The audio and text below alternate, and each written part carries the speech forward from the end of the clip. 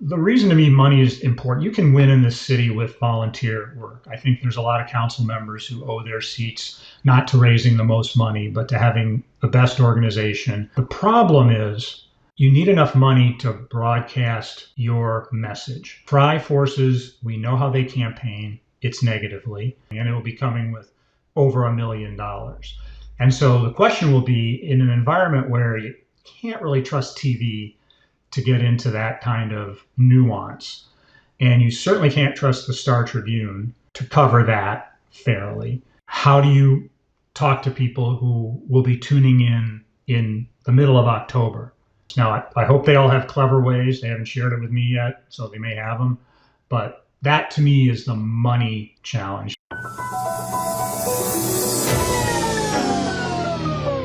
We're rolling. We're rolling.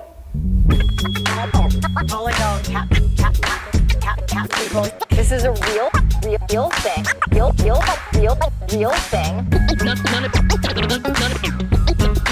None of you have the balls to stop this. Stop this. I've got plenty of time. I have nothing else going on today. We're in the Wedge neighborhood right now.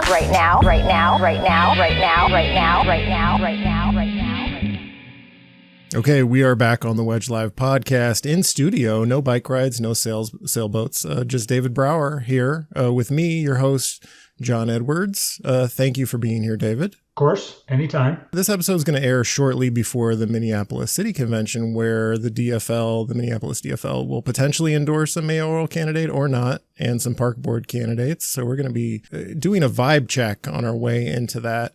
And David, I'm going to start by telling you, I have never felt, it's been a long time since I felt this good about the city, which is a weird juxtaposition with how I feel about the country. And like, eventually, I don't know if that's going to last, but it's how I'm feeling right now. Like, Hennepin Avenue is coming into shape. Bryan Ave is spectacular. When I bike that and I see old people in their lawns and families biking on Bryan Avenue, like, people are out and about downtown and in uptown, I feel like, in ways I haven't seen recently. Crime is back to somewhat normal levels. It's less of a topic. But like, how are you feeling? Do you share my feelings? No. Okay. But it isn't, but I'm really glad to hear it, because I can certainly, I can, sometimes you end up in your own little bubble, which I do. Now, to your point, today I biked up the riverfront on a very hot days when we're taping this, and I am a chronic underhydrator when I bike, and today I really paid the price. But I wanted to go up the Mississippi riverfront to see the new undercut between Ole Olson Park, which is where the park board headquarters is, just off North 2nd Avenue on the north side by the river. There's a new path that cuts underneath a railroad trestle that has dead-ended the bike path at Ole Olson for decades, long as there's been a bike path probably.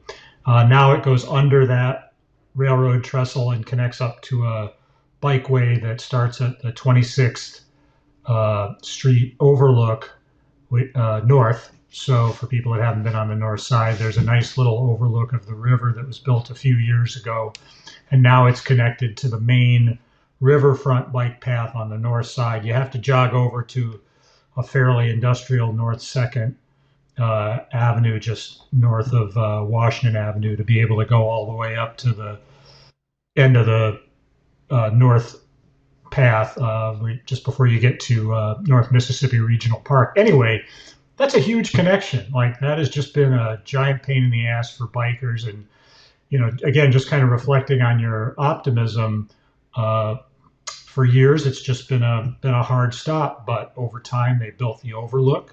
They actually built the 26th Street North Path. Now they've connected the two. They're in the process of building the upper river terminal, where the amphitheater, some people may know that as where the amphitheater is supposed to be.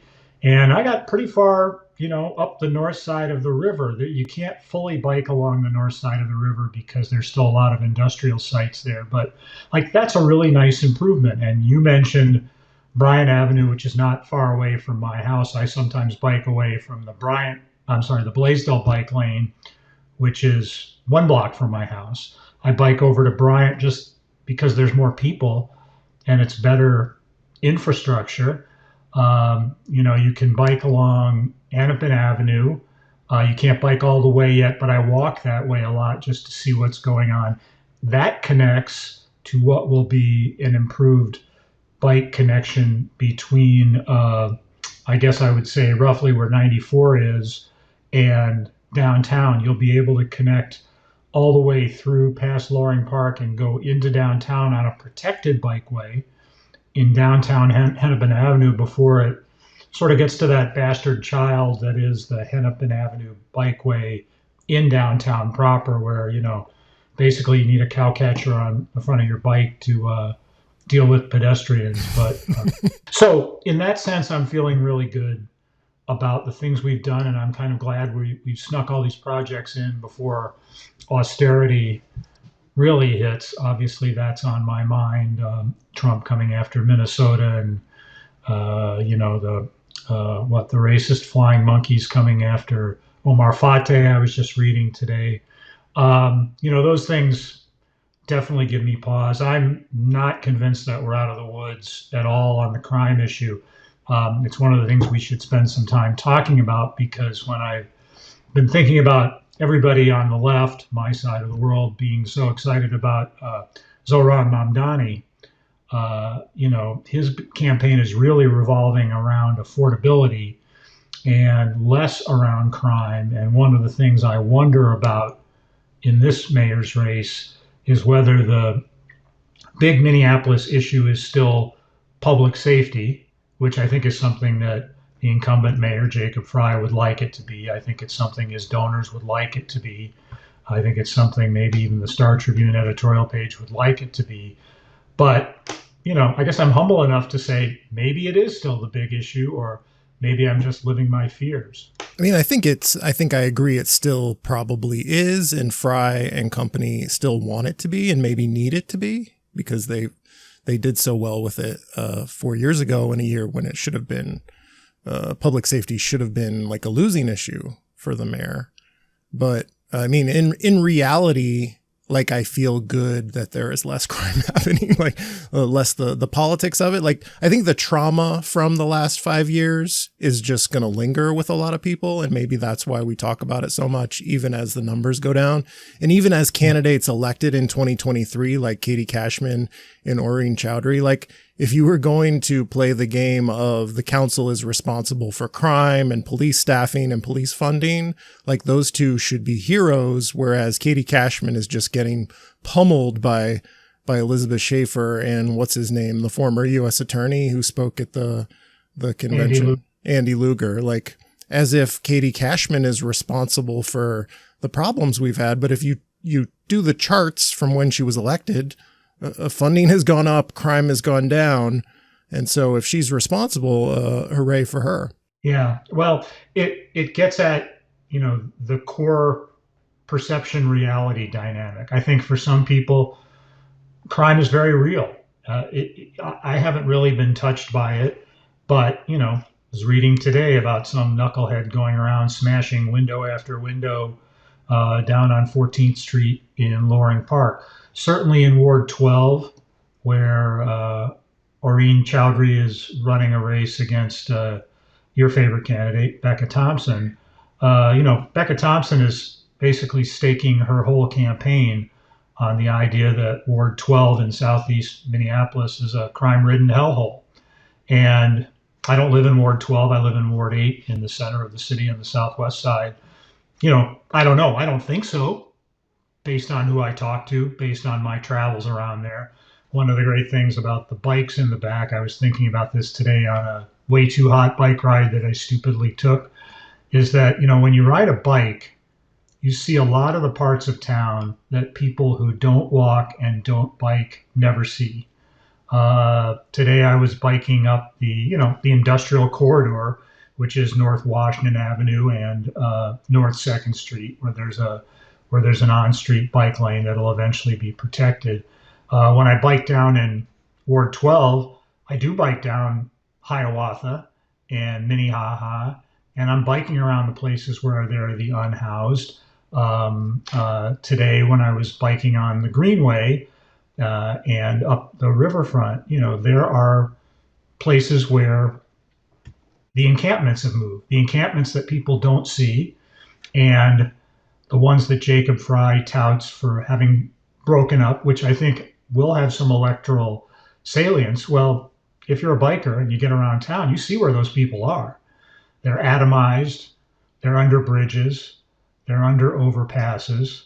They pick up and move more often than they used to. I know in Ward 12, there have been incidents. People have seen the homeless. There are talks about pedestrian paths to light rail possibly being closed. Again, I don't live there, so I don't know if these are the sort of things that people whip each other up about on Nextdoor, where, there's just a few things, if any, happening, or whether, it's a real problem. So I try to maintain some humility about that, especially because 2021, speaking of scars from the COVID era, I was just so scarred by that, that election. It was a real defeat, both for progressives who wanted a mayor and progressives who wanted a council. It took 2 years later to get a progressive council back again. Was it the Star Tribune who did that story where they talked to people about how they were feeling about the election, and they're like, "Oh, is an election happening? Who are the candidates? I don't know. I feel pretty good about the city. Maybe Jacob Fry deserves a third term." Like the degree to which people are just not paying attention, and it's going to come down to like, did I take a nice bike ride a couple of weeks ago, and like, am I feeling good? It won't be decided, maybe not decided about like the nitty gritty issues of the past 12 years or the past 8 years of Jacob Fry and whether we want to make it 12. Yeah, that was a funny story. I mean, there's so many funny stories we could talk about that the Star Tribune have done. But that one was one of those ones where the basic vibe from the random 7 people that they talked to around the city, but around Uptown was, yeah, I don't really know. And, I'm feeling okay and things are all right. And the headline, of course, was crime concerns, and there was maybe a few people who mentioned crime glancingly, but not like anything like their 2021 to your point. So I do feel like, again, I guess I'm Debbie Downer compared to your Orem optimism here.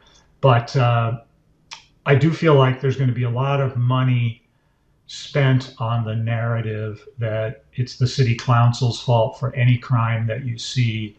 Meanwhile, Jacob Fry gets to also tout that, I'm Jack Nicholson and a few good men, and you can't handle the truth. And without me, we wouldn't have rising police recruitment and rising police pay and all of that. So, I guess that's the worst case. The best case, and I think it's, by the way, totally plausible. I guess I'm a half empty guy, but the best case is that, as you said, that the danger isn't as acute. People do get to focus on other things.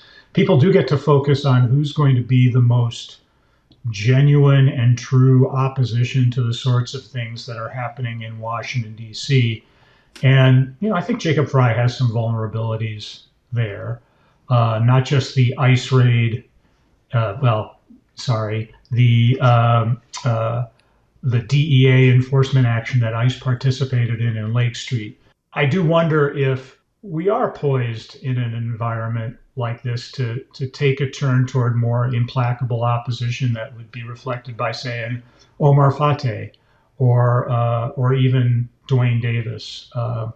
We'll see. So we'll get to the mayor's race in a second, but I'm curious, did you see Elizabeth Schaefer's email where she's like, "Oh, that's a federal issue. We don't have to worry about that stuff. I feel bad, but like, that's not our problem here at the city." Like, I feel like that's just not the correct tone. I can kind of tell that she writes her own stuff because it's so bleak and so like off tone wise. Like, what are you doing?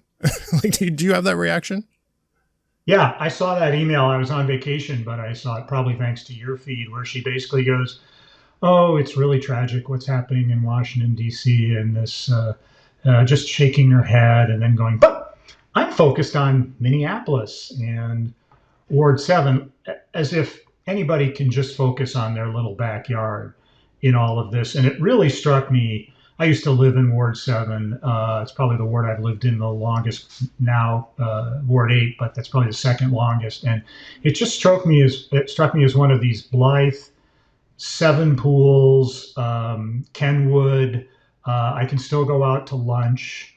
I can still, you know, I can still get to Vail. I can still ski in Aspen.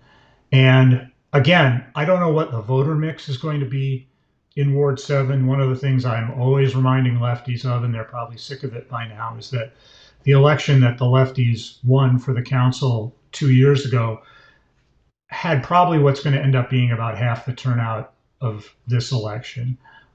This election is certainly going to have more of a turnout. So the question is, do more people in Ward 7 turn out, and are they the sort of blithe homeowners that Elizabeth Schaefer reflects, or are they the sort of younger Mamdani type voters? I mean, it's not just Mamdani that are Cashman voters in that ward, but she's made it clear she's going to focus very heavily on renters. They did the last time. Is there enough headroom there of basically the new Minneapolis to overcome sort of an aroused, I would say, old Minneapolis that turned out at the Ward 7 conventions, the well-heeled, to, get Elizabeth Schaefer the endorsement? Are you a city delegate or alternate? I am not. I'm going, you see the bikes behind me, of course. Before the convention was dated, I made a date with my wife to go on a 50-mile ride up the Tour of the Saints, which is something Bike MN does. Starts out of St. Ben's in St. Joseph's, Minnesota, and goes all around and comes back. So I couldn't be a delegate. I feel bad for the delegates having to be trapped in Target Center with expensive food. I certainly have been one of them, and I've been in town, but my wife handily reminded me at caucuses that I couldn't do it. Well, even though you're not one of the heroes that will be stuck inside Target Center all day on Saturday, July 19th, give us your, have you endorsed candidates? Do you have a ranking that you want to give us? I don't have a ranking yet, but I think it's a pretty simple message that I have, which is rank Dwayne Davis, Omar Fateh, and J.S. Hampton, and don't rank Jacob Fry. I'm going to probably wait, honestly, until whatever the day before the election is, or whenever the day before I choose to early vote, to really decide. I mean, we've got so much time left in this campaign. I mean, people who are insiders know we're in the thick of it right now. But as we're recording this, it's middle of July, August, September, October, and then another half of a month. I threw some money, because that's what I can do now at my age, at Emily Hofstad, Emily Koski, sorry, Emily, who, lasted about 3 weeks after I gave her a bunch of money. So, one of the things I'm being careful of is that I want to be sure that, those three are in it to stay. Now, I've quizzed Dwayne Davis, who backed out temporarily after his mother died, and, he says he's still in, so that's good. The other thing I would note is that because the election, we only have the general election filing period, it hasn't even opened yet, and it doesn't end until middle of August. So we don't know who else is going to be in. I'm pretty comfortable in saying that you kind of have to be in by now for me to really be considering supporting you.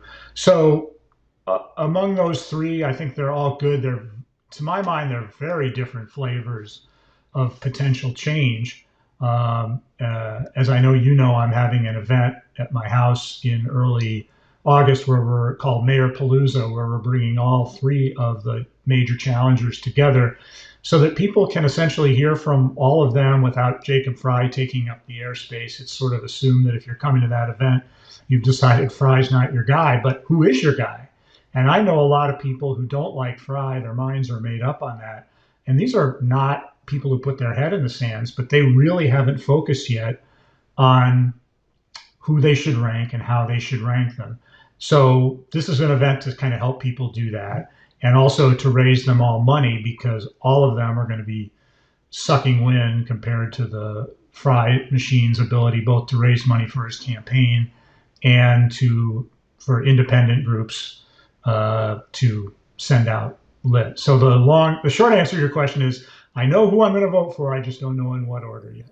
Mayor Fry and his PACs. So much money. And like this could have been a year when somebody like Emily Koski showed herself to be like a normal person with roughly the same ideology as Jacob Fry. Like I can give you most of the same policies, only I will be sort of agreeable and I can work with the other side and we can like put the past behind us. And they didn't give her an inch. They ran her out of the race. Yeah, there's a lot of things going on behind her dropping out. I happened to look last night preparing for this, because I do prepare for you, John, at the campaign finance website that the city of Minneapolis has, which is, by the way, better this year, finally. And the leading fundraiser as of the March reports, which is a while ago now, was Emily Koski, which it's because she carried some money over from her council campaign that the Fry people were suing her over, and they probably would have won, which meant a lot of that money would have been backed out. But Emily dropped out for a lot of reasons, and but I think one of them, and this is something that's also affected Jazz Hampton, and I think it's affected Dwayne Davis, is that people who in their hearts are opposed to Jacob Fry do not want to publicly cross the mayor because they think he's got a good chance of winning. So they don't want to show up on campaign finance reports. They don't want to show up on endorsement lists. And, that hurts because when you give to an independent expenditure group, it's unlimited. It's dark money. When you give to a campaign, a mayoral campaign, you can give up to $1,000 this year. So again, this is one of the reasons I'm having Mayor Palooza, to just sort of try my best to get these people, these challengers, enough money to participate. But, I guess you mentioned I can give you Jacob Fry without Jacob Fry's assholery. And, there's maybe a couple of campaigns that could make that claim if they had enough money to get the message out. Probably the best position for that is Jazz Hampton, who may be the least well-known of the three candidates. That can also be Dwayne Davis, by the way. Young guy. And the most personable, I think. Has the best personality, maybe. Yeah, he's got a very pleasant, I would say, Minnesota personality, kind of a combination of entrepreneurial enthusiasm, but he's good at connecting. And I've met all three of the candidates individually, so I've tried to take his measure. I think if you're going to decide to support him on your ballot, which I think you should, I think my sense, and I'm still forming it, but my sense with Jazz is that I don't think his policies would diverge much at all from Jacob Fry's. I really don't. In fact, I've heard some people, I'll have to get Jazz talking about this at my event, saying that he might not be as good, quite as urbanist on bike lanes as Jacob Fry, because whatever you think of Jacob Fry, one thing that he's done pretty well is presided over a lot of bike lane improvements that you and I have been talking about. There's a major disagreement, I know, between you, and I share it, on the Hempen Avenue bus exclusivity. But it is fair to say the guy has not demagogued bike lanes. Some of his supporters have, but he has not, and he's gotten them built. So, with Jazz, I'm making more of this maybe than it should be, but no, I still have to be convinced that he's going to continue at least the Fry legacy on that. But I think policy-wise, I think he's an urbanist. I think he's pro-business, though. Don't think he's Jason Chavez, for example, and nobody should be convinced of it. I think the reason that he'll be on my ballot, the practical reason, is that I just think he's a better person, a better personality for getting along with who's ever on that council. And I emphasize this over and over again. Maybe I've been too beaten down by lefty defeats in 2021. But, on some level, we'll have a mix of lefties and non-lefties. We'll have a mix of DSA and, like me, a DSA sympathetic but not a member type council members. And we'll have a mix, and we'll have some Michael Rainvilles and, God forbid, Elizabeth Schaefer's and, Linnea Palmasanos. What I really want in a mayor is I want a grown up.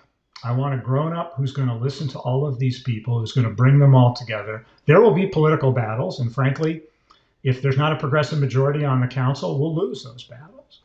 But I don't want to, if that worst case happens, I feel that Jazz will bring a balance to the perspective, that he won't go out of his way to sort of do, what it sounds like Andrew Cuomo's done, for example, in New York, which is use the left as a punching bag to try to make sure that he can get to 50+1 with independents and Republicans, and especially their money, to continue to rule the city. So while that may sound like kind of a tepid case for Jazz, I actually think it's pretty profound. I mean, I've lived in the city since 1979, and I have honestly never seen a bigger toddler in the mayor's office than the mayor. And just petty and divisive and gaslighting. And, again, I'll say on policy, not the worst mayor. But in terms of governing and exploiting division, I just think he's the worst I've seen at that. So that's my quick take on Jazz. I think Dwayne Davis, I don't think he's a fire-breathing, DSA type at all. The man, used to be a congressional aide for Steny Hoyer. He was a government relations director / lobbyist for Sallie Mae, which is one of the federal financing groups for student loans and such. And, he lobbied Democrats and Republicans when he was at Sallie Mae. I've heard a sort of a sock puppet attack, I think, frankly, from people who are pretending to be Fateh supporters but are really Fry supporters, that somehow Dwayne Davis sold out, everybody who borrowed money because Sallie Mae was fighting some things that would have been good reforms. The Davis campaign basically says, hey, look at our contributions. Our contributions to Democrats went way up when Dwayne Davis was mayor. But I think, taking a step back from the sock puppet attack, I would just say Dwayne Davis is also a good guy. Like, I tell people, if you want a candidate who sees people without homes as people first instead of the homeless, he's your guy. This is a guy who is work at Plymouth Church. They just did a lot of hands-on work. They have a food shelf for the homeless. I bike past it all the time on my way into teaching at the Y. I mean, he really gets it. This is a good dude. This is a dude that sees whole people. And I don't think he's a DSA type redistributionist. There we go. At the same time, I do think he's a progressive. I do think he, when he talks about sort of, serving the homeless instead of disappearing them, making them hide, he's for real. And his policies will reflect that. And he may have to take some grief from the same people that support Elizabeth Schaefer for, wanting to actually provide services and not use horse cops to chase them off into the river bottoms. I think he's sincere that way. He's having a hard time keeping a campaign. It's run almost completely, if not completely, by volunteers. He may have one paid staff person now. He's got about a 25-person kitchen cabinet. And he's somebody, I think, who's found that it's harder to raise money from that middle progressive group than he expected. But I do think some of the people that are on that volunteer committee, as hard as they're working, are good people, and some of them are political people. So we'll just have to see. Omar Fateh is the one people think may emerge as the top challenger. He's got more money than the other two challengers. He's got a bigger profile. He's got an electoral track record, which they don't have. He's got real accomplishments: Uber drivers, free college. He's got legislative endorsements. He's got DSA support, but he also has DFL support. A lot of the legislatures who support him happen to be on the higher ed committee that he chairs in the Senate, where there's some virtue in being endorsed by his colleagues. But, these aren't wild-eyed lefties. Eric Putnam from St. Cloud is not getting elected with the DSA vote. He's getting elected with the moderate Democratic vote. And I think the Fry campaign feels like they want Fateh to be their opponent. They want to have a Democrat versus DSA battle. And it will remain to be seen whether Fateh can grow the pool of left voters or whether he can also win over some of the more moderate people that, for example, live in my ward, Ward 8, which would be critical to winning any sort of race. Fateh has to deal with the fact that he's got some scandals in his past. He has the election worker who harvested ballots. That one is still sitting with me as an election judge, although I think the explanation I've heard I've chosen to buy. Was that his brother? Was that his brother-in-law? I can't remember the relationship. I think there was a brother-in-law who pled guilty to perjury in that case. It was perjury, right? Fateh was, I think one of the more convincing things for me is that when it goes to the Senate, the state Senate, it was an ethics hearing. It's 2 Democrats, 2 Republicans, I believe, and they didn't just drop the charges. They basically did not hold him responsible for that. They did recommend, I think, or order that he undergo some campaign finance training, which had to do with reports. That to me is not a grievous disqualifying type of thing. The other controversy that, Fry's already bringing up, and all of Fry's supporters will bring up, and Fateh's supporters know it, and Fateh better have a good answer for it, and it better be an answer that he has to broadcast, is at the end of the last legislative session where the Democrats had the trifecta, Fateh held tough for Uber drivers.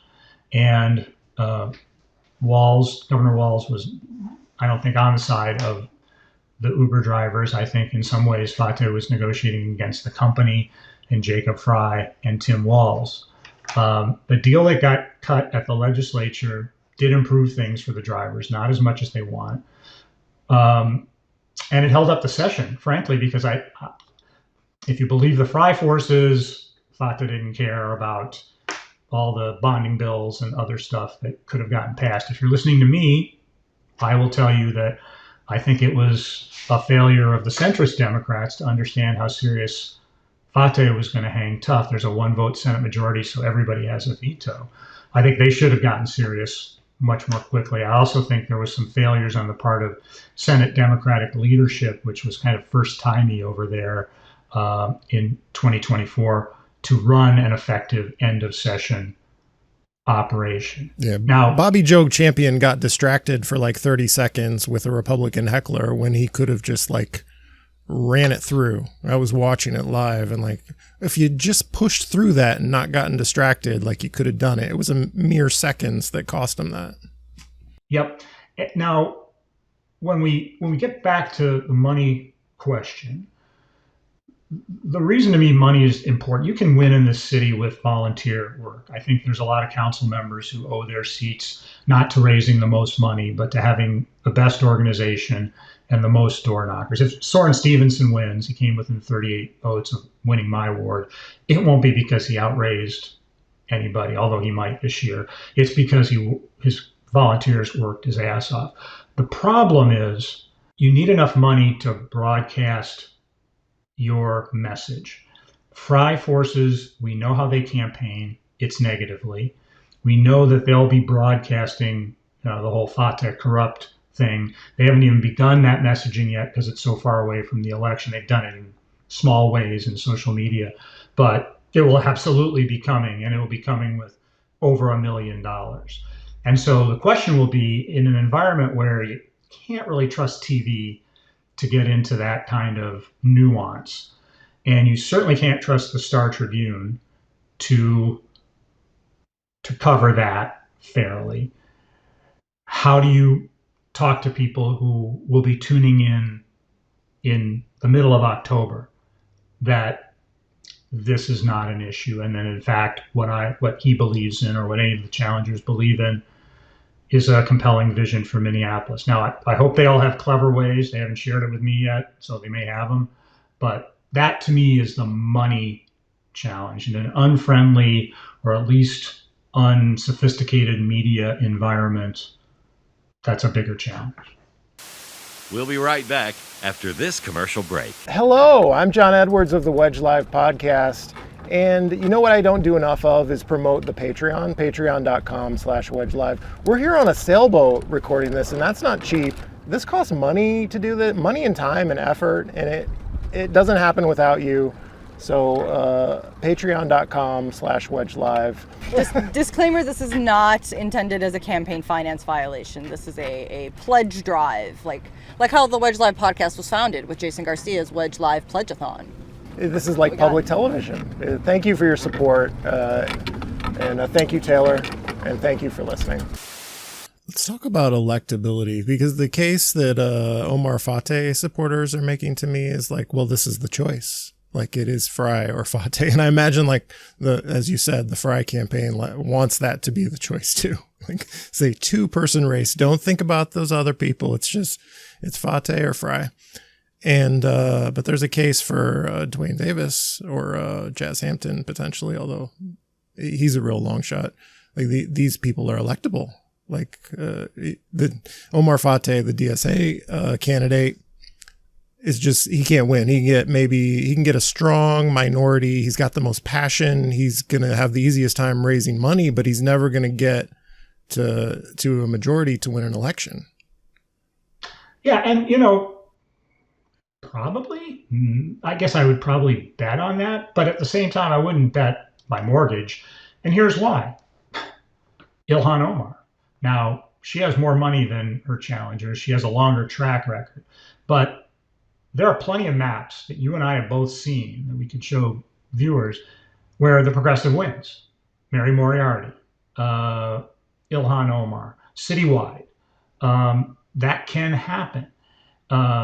There are really a lot of swing wards that determine the outcome. Betsy Hodges won from a more progressive side in 2017 by expanding the map. When I talk about the map, I guess for people who aren't as wonky, I don't know if any of them are listening to this, but it's commonly referred to, certainly by me, as the Fertile Crescent, which is basically a bunch of wards that sort of sweep west through downtown, go along Lake of the Isles, Bademakaska, Lake Harriet, and then kind of sweep around the crosstown wards, Ward 13 and a little bit of Ward 11. Basically, those wards turn out the most, and they can win you an election, but you need help. You need to keep progressive margins down in the rest of the city, Northeast Minneapolis, Ward 8 in the central parts, certainly Ward 9 over by Lake and Minnehaha, the northern part of Ward 12, which is just to the east of that. So that's how Jacob Fry wins. That's how he's won twice, and how he would probably win a third time. But, Ward 1 votes more and more. That's where Elliott Payne is in Northeast Minneapolis. It's a progressive ward. Is it progressive enough to go for Jacob Fry, for Omar Fateh over Jacob Fry? I think it is. How much? That'll be the key question. How does Ward 12 go? They may not, the all of Minneapolis / Jacob Fry political committees may not think they'll win with a super flawed candidate in Becca Thompson in Ward 12. But if they get their voters out there and keep a margin down, that is the Ward 12 in the far southeast corner of the city is now one of the two sort of biggest number voting wards in the city, along with Ward 13 in the southwest corner, Linnea Palmisano's ward, which has always kind of been the major stronghold of votes for candidates like Fry. Well, now there's this counterweight over in Ward 12. So, those will be numbers on election night that I'll be looking at. How are they doing? Ward 8, my ward, which is, around the Kmart site and south. That's also, it's a higher turnout ward. It's not the highest turnout ward, but it's what I call an Elizabeth Warren ward, if you remember that presidential race. And my neighborhood, Kingfield, is kind of split into two halves. There's a northern half that goes between 36th Street and 40th around Nicollet Avenue. And then there's 40th to 46th. Well, my half is the DSA half. And so you tend to run up the score. If you're a Soren Stevenson, you're going to run up the score north of 40th. South of 40th could be, if it's Fry on election night, probably going to be a long night for all of the rest of the challengers. My ward is a place where a candidate like Dwayne Davis is ideologically probably the best, assuming the ward hasn't changed more than I think. But if Dwayne isn't in the final two, what did everybody do with the rest of their ranking? Did they do Jacob Fry ahead of Fateh? If they did, it's over. Yeah. Well, is there anything else on the mayor's race I haven't asked about that you think is important? Sure there is, but I don't know if there's much more that I know.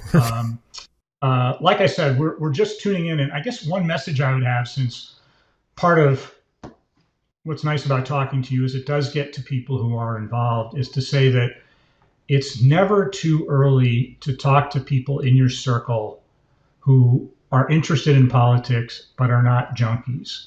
Like it is the only way this race is going to be won and Jacob Fry is going to lose is if people who are committed to progressive causes talk to their more casual friends. And, it's probably going to be time to do that. And, and you've got to have a good rap. People are going to say, you're going to run into people in your circle, I have, where they say, what's so bad about Jacob Fry? Like, my life's okay in Minneapolis. I was just listening to John Edwards telling me, crime is down and the bike lanes are great. And, I can go out to my restaurants, and Boucheron won a James Beard Award, and, everything's fine. So why would I want to take a chance on somebody else? You got to have a good answer for that. And I would really encourage you to think it through, because when you get out to this level, it's not blue sky where we can generally all agree and we kind of know how Jacob plays the game, but you really got to make it connect with people's lives. This is what Zoran Mamdani has done. And that's genuinely exciting. But the way he's done it is what's key. And that is finding out what's important in people's lives and being able to say why whatever candidate you're supporting is better. This is so weird because we have a bunch of city council candidates running who are aligned with Fry, but like running to his right. Like my big issue on transportation, like just a bunch of transportation NIMBYs, whereas Jacob Fry has kind of let the public works department continue in the direction it's been going. Like to have a basically anti-bike, anti-transit candidate running in Ward 10 who is like way off to the right of Fry, and like to see this in other places too. It's just, it's weird. Well, there is a huge cognitive dissonance, frankly, among Fry supporters, especially when it gets to the council level, about sort of what he's responsible for. I know you and I have both banged our heads against the wall when it comes to policing and, alternatives to policing, for example, where, the guy's basically, he's responsible for public safety. And there's a few issues where I think he could legitimately campaign on saying, I wanted something different than the council and I was right. But for the most part, he's in charge. But again, what the media environment has done, what the money on his side has done, what some of the organizing has done, and frankly, what some of the organic radicalization engines like Nextdoor and Citizen do, is reinforce this cognitive dissonance. And I'm not saying the left is immune from it, but to me, I just don't see them being as off kilter with who's really responsible for stuff. So I'm hoping, for example, and we might as well talk about the council now. I'm hoping that in Ward 10, first of all, I'm hoping that it's just such a progressive ward that Aisha gets through.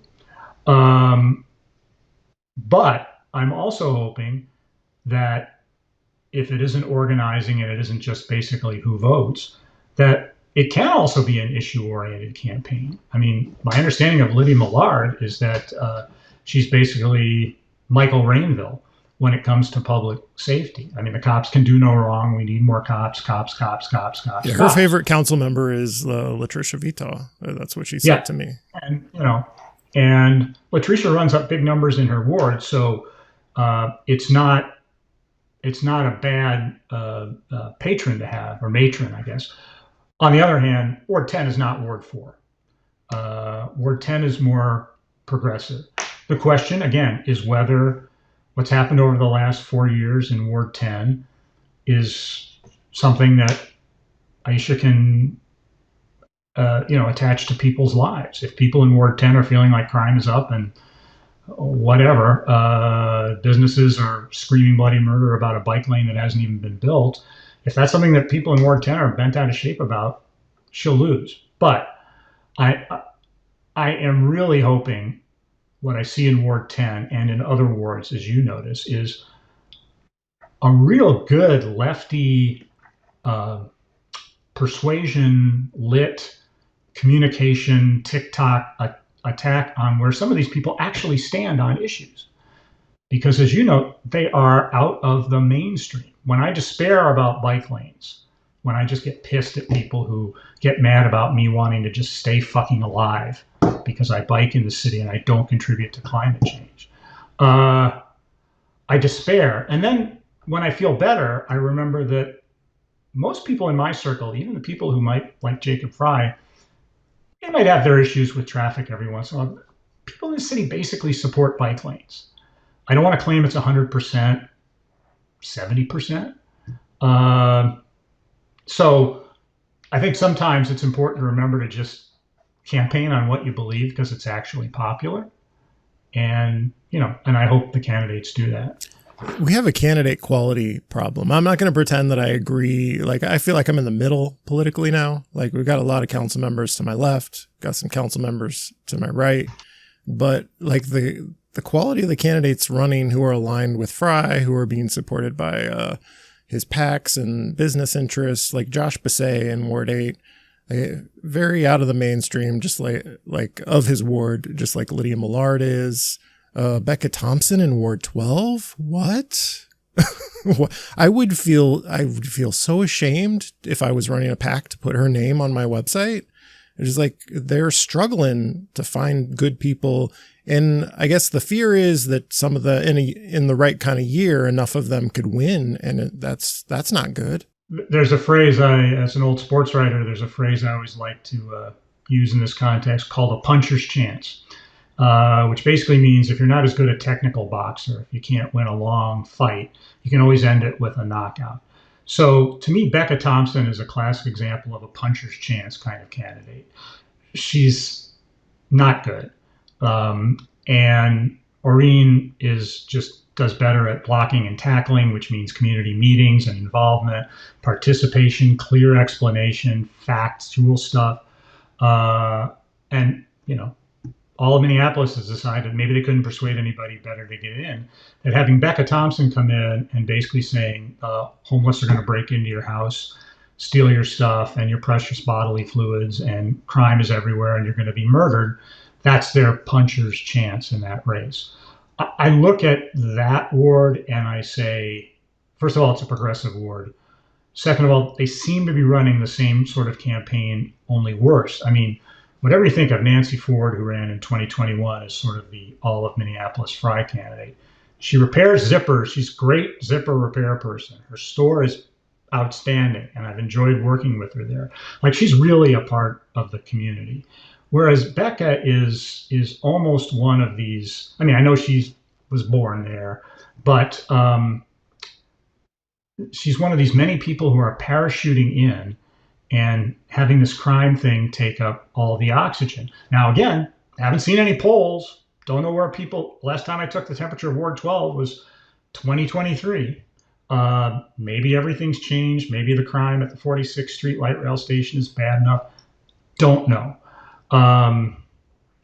But, to your point about poor candidate quality, sometimes it doesn't matter. Sometimes people don't focus on who's going to do the best job. They focus on who's going to represent the tribe that they're in better. And that, by the way, happens on the left too, although I think for the most part our candidates are better. So, yeah, I mean, will Elizabeth Schaefer be a good council member in Ward 7? Will she be better than Katie Cashman? No, she won't. She's not going to be as participatory. She's not going to, frankly, represent renters as well as Katie does, while Katie can also talk to homeowners. And Katie's tried to be a bridge between business and the DSA types, just as Emily Koski did. But you have a whole lot of homeowners there, rich homeowners, who used to be in charge of everything in Minneapolis, everything.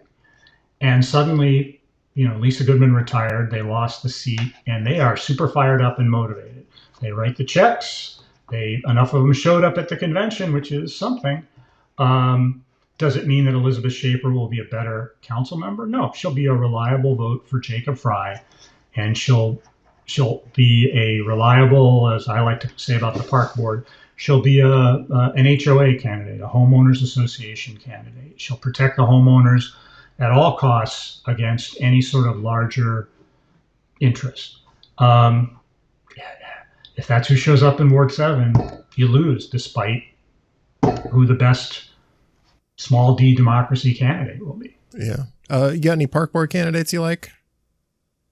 Oh yeah, I'm trying to mess around in that one.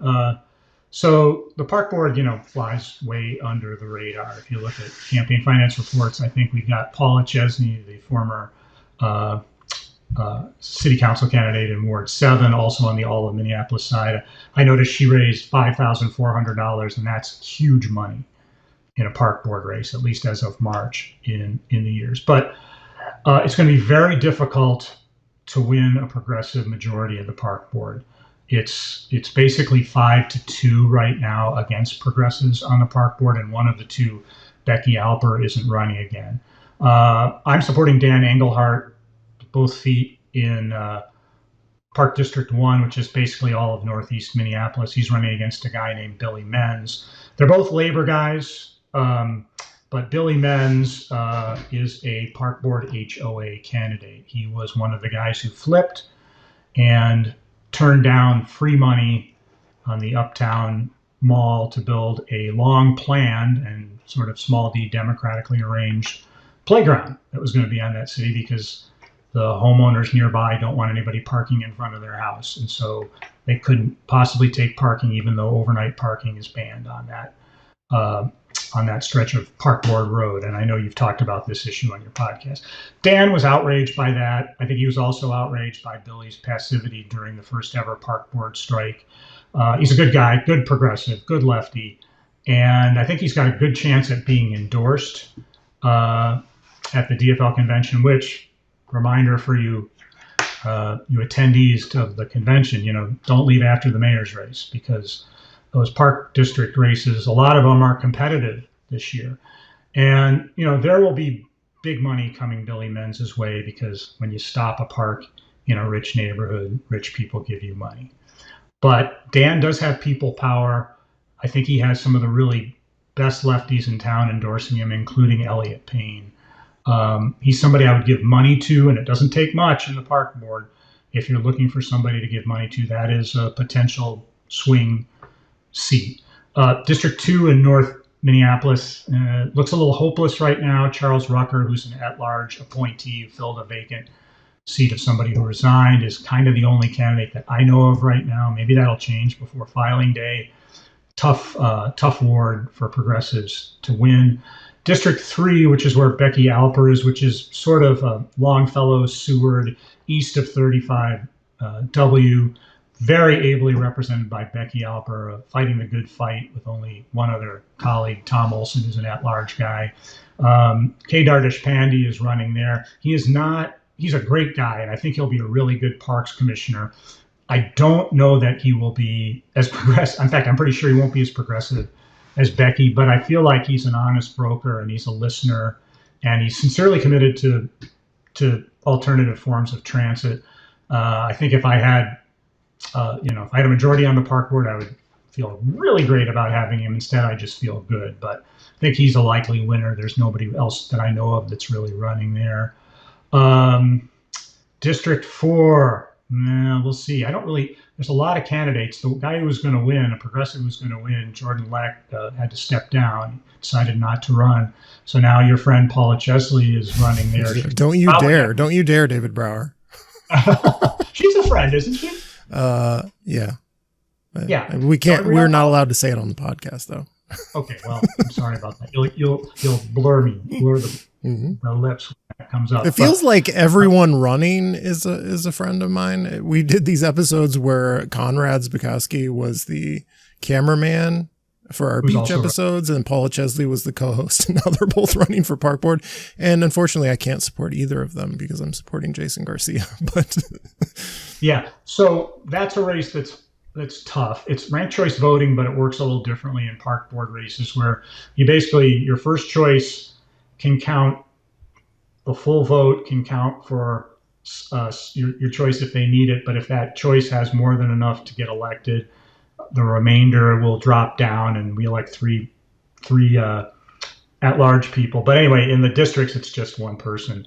So Jason is clearly the progressive choice, Jason Garcia, friend of the podcast, and whether he can overcome Paula Chesley and her money and the Elizabeth Schaefer and the Jacob Fries and the Olive Minneapolises, we'll see. Really good guy. I just don't know how that's going to go. I don't know. I think ranked choice may come into maybe a factor there because multiple people are running, and I can't even name the other candidate besides Paula Conrad and Gibo, Andrew Gibo. Who I don't really know anything about. Good guy. He's nice. I like him. I will be ranking Jason number 1. I hope a progressive wins there. A progressive can win there. Also kind of tough. Again, we may, if a Fateh gets through, maybe we win that seat. District 5 is Stephanie Musich. She hasn't been on the progressive majority. She's almost certainly going to win. District 6 is interesting because Kathy Abeni, who's the incumbent, is a Fry / all of Minneapolis / Linnea Palmisano person. She's a water engineer. Been good on a few things, but overall not a progressive. Running against Ira Jourdain, who was a former school board member and was recruited by labor to run because Kathy Abeni was not helpful to them in their strike. I'd say Abeni's the favorite. I'm going to vote for Jourdain. I encourage progressives to do the same. There's a chance there.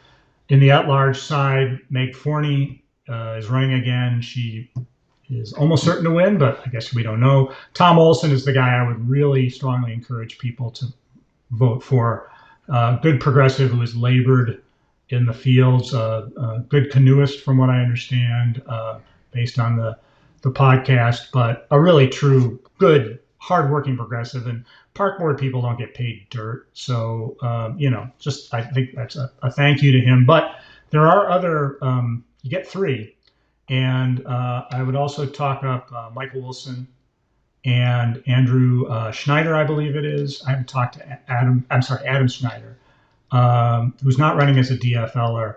But keep your eyes on if you've got only a certain amount of time, aside from your district, do pay attention to the at-large race, because I think that's one that has multiple at-large people who will be good. And I think even as we speak, the Fry forces are working to recruit more people to counteract that. So it's definitely worth paying attention to, and I'm sure you and me on Blue Sky and elsewhere will be talking about those races more as we get closer. Everybody check out the Michael Wilson sailboat episode, which is on YouTube now. That was a lot of fun. And David Brauer, thank you for spending nearly an hour of your day with me to talk about the mayor's race and all these park board candidates and city council candidates. You're welcome. To be continued. I still have a bunch to learn as well. So thank you for all you do. I just think this sort of basic citizen level information is so key, especially in a media environment that's just degraded a whole lot since I started in the game. And I don't want to take you for granted. So I do want to say thank you. And of course, thanks to everybody who's bothering to listen this far. Yeah, and nobody take David Brauer for granted either. Municipal treasure, David Brauer. Thank you. I am your host, John Edwards. This has been the Wedge Live podcast. Thank you for listening. Oligo, tap, tap, tap.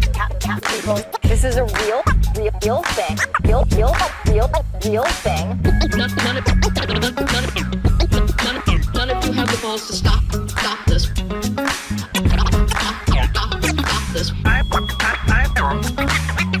plenty of time. I have nothing else going on today. We're in the Wedge neighborhood right now, right now, right now, right now, right now, right now, right now, right now.